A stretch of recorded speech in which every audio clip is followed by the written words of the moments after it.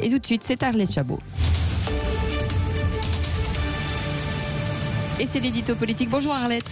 Bonjour. Oui, Arlette, Jean Castex, le Premier ministre, est déjà sur la sellette. Deux mois après sa nomination, Emmanuel Macron l'a choisi pour renouer avec les Français, avec la France des territoires, on s'en souvient. Certains s'interrogent sur son poids politique. Est-ce qu'il va tenir face au poids lourd, au mammouth du gouvernement, face aux oppositions, et puis une majorité qu'il doit quand même rassurer, rassembler? Il y a un doute.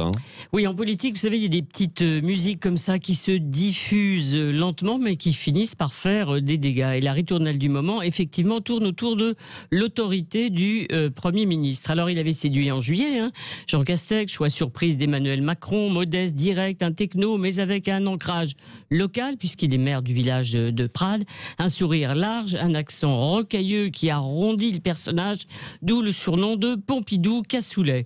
Contraste total, évidemment, avec son prédécesseur, parfois froid et raide. L'été parfait, des déplacements partout, tout le temps sur la sécurité. C'était clair. Mais depuis la rentrée, effectivement, changement d'ambiance, tout est brouillé, brouillon.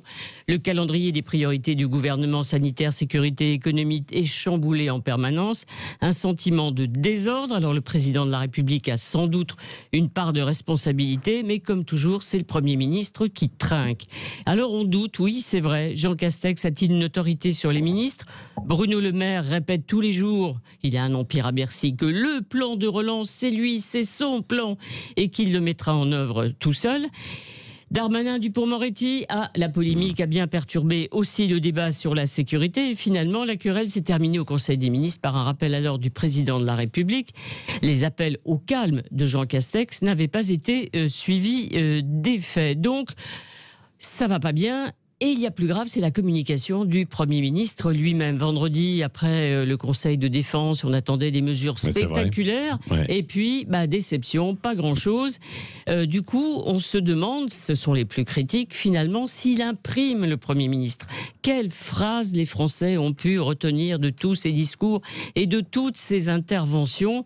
Pas grand-chose, disent-ils, et on est à un moment crucial où effectivement c'est la rentrée parlementaire, il y a les oppositions à affronter, il y a la majorité à reconstruire à la demande du président. Alors du coup la question, Emmanuel Macron a-t-il eu tort de se séparer d'Édouard Philippe, dont la cote de popularité, on l'a vu, ne faiblit pas? Eh bien, le président voulait un changement, un fort, symbolisant la nouvelle étape de son mandat. En fait, on a bien compris, Emmanuel Macron, il est en campagne présidentielle. Il n'avait pas besoin sans doute d'un Premier ministre trop populaire avec lequel il avait eu des désaccords. Donc, Jean Castex, parfait pour un président qui veut avoir les mains libres dans le rôle du Premier ministre collaborateur. Jean Castex, il est bien, c'est sûr. Mais, il y a un vrai mais aujourd'hui. Doute politiquement, va-t-il tenir le coup?